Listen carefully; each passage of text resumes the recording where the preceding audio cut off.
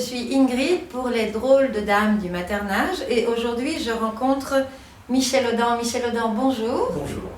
Alors vous avez sorti cet été en anglais un ouvrage qui s'intitule Do We Need Midwives? Le livre sort aux éditions Myriadis en février 2016 sous le titre.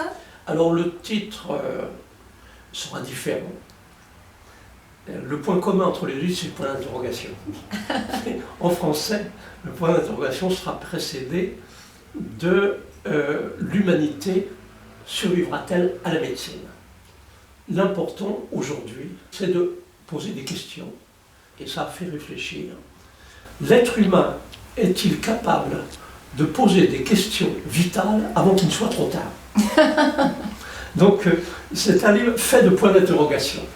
On pourrait multiplier les raisons pour adopter cette perspective, elles sont presque évidentes. Nous sommes à un tournant dans l'histoire de l'être humain.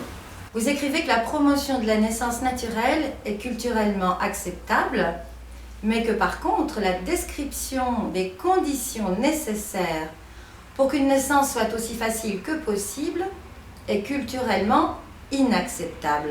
Alors, pouvez-vous nous expliquer comment nous en sommes arrivés à un tel paradoxe?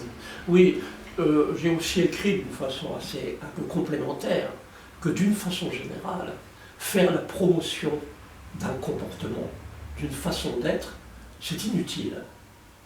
L'important, c'est beaucoup plus de partir de questions sur le potentiel humain. Par exemple, avant de parler de la naissance, on a fait la promotion de l'amour.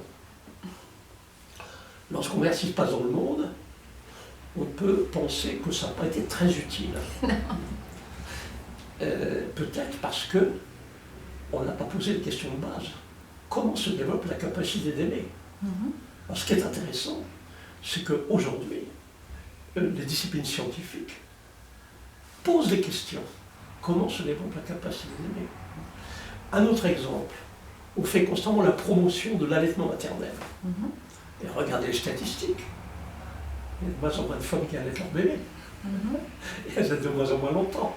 Est-ce que c'est utile? Est-ce qu'il n'est pas préférable de se demander comment se développe la capacité d'allaiter?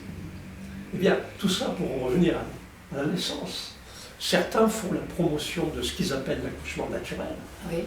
Personnellement, j'évite toujours ce terme. Mais ce qui sert beaucoup plus important, c'est d'abord de se demander quels sont les besoins de base de la femme qui accouche. Tout à fait. Et là encore, la science moderne nous apporte des réponses. Mais les réponses que nous apporte la science moderne aujourd'hui sont culturellement difficilement acceptables. Mais par exemple, vous écrivez qu'il est plus rationnel d'accoucher à la lueur de bougies que sous des néons. Oui, c'est un exemple parmi d'autres. Oui, alors ce qu'on pourrait, à propos justement de l'effet de la lumière, de ce qu'on a appris récemment sur les effets de l'hormone de l'obscurité qu'on appelle la mélatonine, des bons exemples d'avancées scientifiques récentes, qu'il nous faut faire des bons en avant dans la compréhension de la physiologie de l'accouchement. Et ce qu'on peut souligner aujourd'hui, c'est comme si, soudain, un changement de paradigme semblait possible. Une nouvelle façon de comprendre l'accouchement. On a eu déjà l'occasion de dire que depuis des millénaires, depuis la révolution néolithique, les bases de notre conditionnement culturel, c'est qu'une femme n'a pas le pouvoir d'accoucher par elle-même.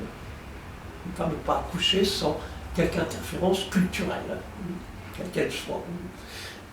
Et c'est ainsi que les mots-clés, aujourd'hui, quand on parle de l'accouchement, concernent toujours quelqu'un d'autre que les deux acteurs obligatoires pendant l'accouchement. Pendant l'accouchement, il y a deux acteurs obligatoires, la mère et le bébé.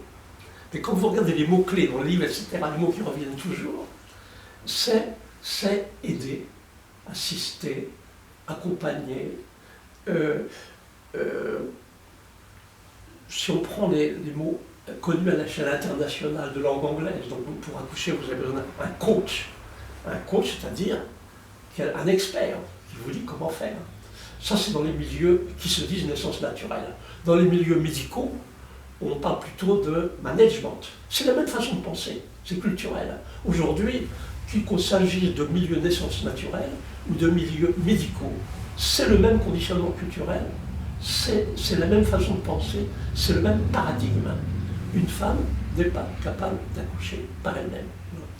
Eh bien, il est nécessaire, à l'époque où nous avons atteint des limites à d'un tel conditionnement culturel, il est nécessaire de réaliser que la physiologie moderne nous offre une autre façon de comprendre le processus de l'accouchement. C'est là-dessus qu'il faut mettre l'accent aujourd'hui. Une occasion de changer de paradigme, de façon de penser. On doit dire qu'à une époque où nous sommes, on peut dire, au bord du précipice, on a besoin d'oser introduire ce nouveau paradigme.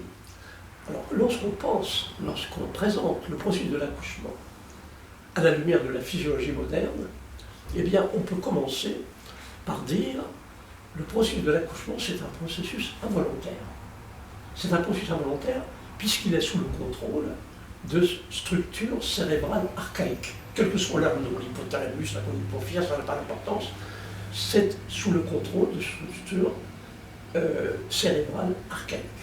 Habituellement, quand on étudie des fonctions physiologiques, des processus involontaires, avec les méthodes des physiologistes, eh bien, ce qu'on essaie d'identifier, ce sont les possibles facteurs d'inhibition. Qu'est-ce qui pourrait gêner ce processus physiologique? Lorsqu'on étudie un processus physiologique involontaire, en général, il ne vient pas l'idée de chercher à l'aider. On se demande qu'est-ce qui peut le gêner. Je vais utiliser une analogie pour que ce soit bien compris. Imaginons que nous sommes à la phase de la journée où nous digérons notre petit déjeuner.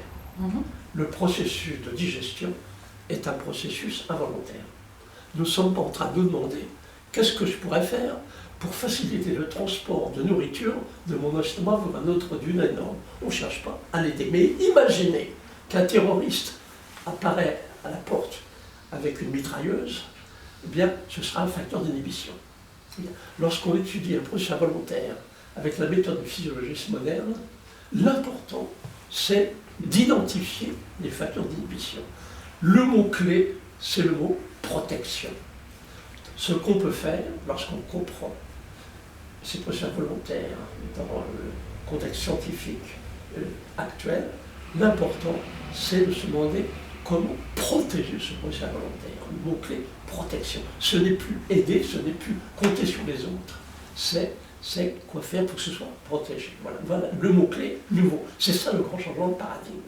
Et il se trouve que la physiologie moderne nous offre est en train de développer des concepts qui peuvent nous aider à mieux comprendre comment on peut protéger ce processus involontaire. Merci, Michel Audin. Merci.